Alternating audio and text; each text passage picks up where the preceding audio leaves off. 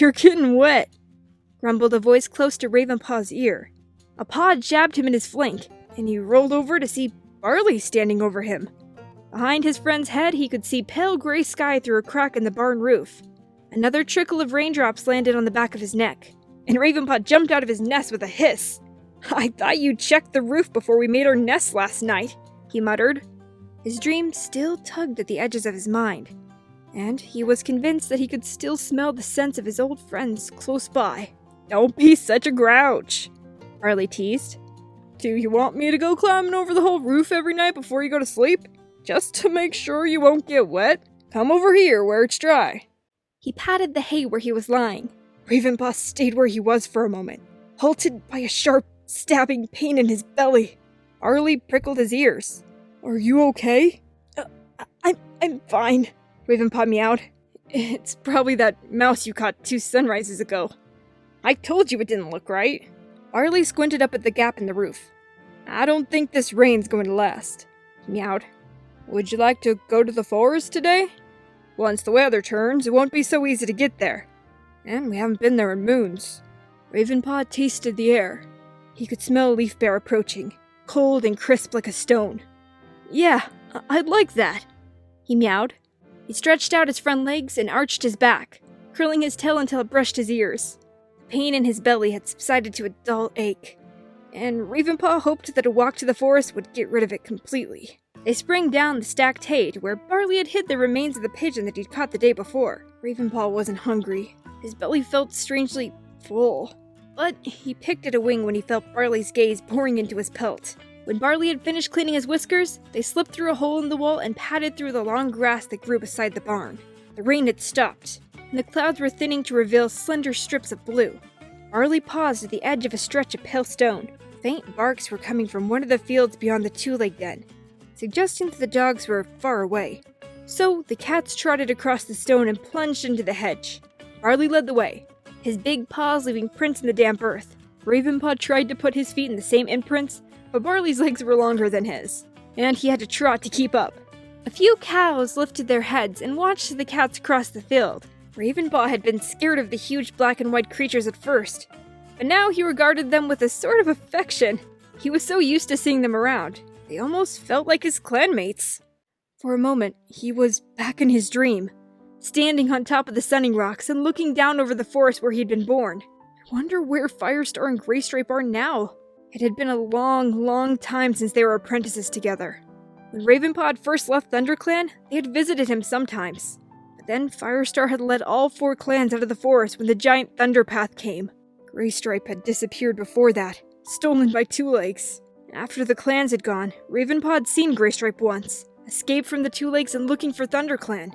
He'd pointed him in the direction they'd gone. He hoped Greystripe had found them. Ravenpaw shivered. "Wherever you are, I hope you are safe, well-fed, and at peace. May StarClan light your path always." "Come on!" Barley bounded back to him. "Let's check that tunnel that isn't flooded." The thunderpath was much broader than it had been when Ravenpaw had first crossed it as an apprentice. The hill on the far side had been gorged out, leaving huge scars in the earth. Even this close to dawn, the thunderpath teemed like a river of gleaming fish, with monsters growling up and down. It was too wide for cats to cross. So, instead, Barley and Ravenpaw used a narrow tunnel that ran underneath.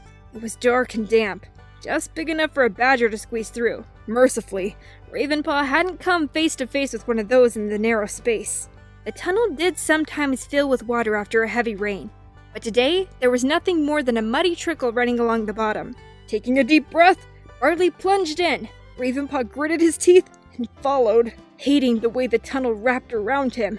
The air thrembled with the noise of monsters overhead, and it was impossible to think of anything but pressing forward to the cold, clean air on the other side. Ravenpaw burst out at a run and almost crashed into Barley.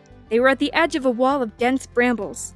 There was no way through. Instead, they had to creep along the edge, following the land as it rose steeply along the thunderpath.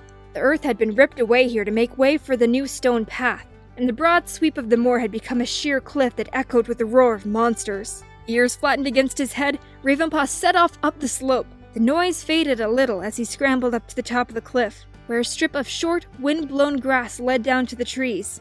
The breeze was stronger up here, tugging at Ravenpaw's black fur. Familiar scents filled his mouth, bringing memories tumbling into his mind. The ravine! Gatherings! The scent of the medicine cat's den. Training with Tiger Claw. Ravenpaw shook himself. There was a reason why he had left the forest. Ravenpaw padded to the edge of a shallow dip, surrounded by gorse and smaller boulders. He had a feeling this used to be the Wind Clan camp, but the images in his mind were hazy. There was no trace of the cats here now. Behind him, Barley growled as a gust of wind almost knocked him off his paws. Let's get into the shelter of the trees. He ran across the stretch of grass, his black and white fur distinct against the green. Ravenpaw glanced into the dip once more before following.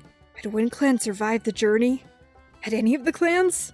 The bracken under the trees felt still and quiet after the open moor. Ravenpaw paused to catch his breath, listening to the tiny rustles of unseen prey. Above his head, tangled branches hid the sky. The cats pushed their way through the brittle fronds until new sounds assailed their ears. The rumble of monsters moving more slowly, as well as the shouts of two legs. Ravenpaw reached the edge of the trees and looked down. It had seemed a lifetime ago that he had stood here and seen 4 oaks in the moonlight. The hollow had vanished, flattened out to make room for squat silver dens and a broad expanse of black stone filled with rows of silent monsters. The air was thick with fumes and the stench of something hot and almost prey-like, but unappealing. Ravenpaw's stomach curdled. Barley started pushing his way into the bracken along the top of the slope. Ravenpaw knew that he was following an ancient path that had once led around the top of the hollow and down through the trees to the ThunderClan border. When the clans had been here, Barley wouldn't have dreamed of walking confidently through this territory. Now that the Two Lakes had taken it over, there were no borders left, no patrols for a loner to fear. They left the silver dens behind and pushed deeper into the trees. The paths once used by ThunderClan were faint and overgrown. A huge mound of brambles covered pale gray boulders that jolted Ravenpaw back into his dream. This must be snake rocks, though the snakes seemed to be long gone as well.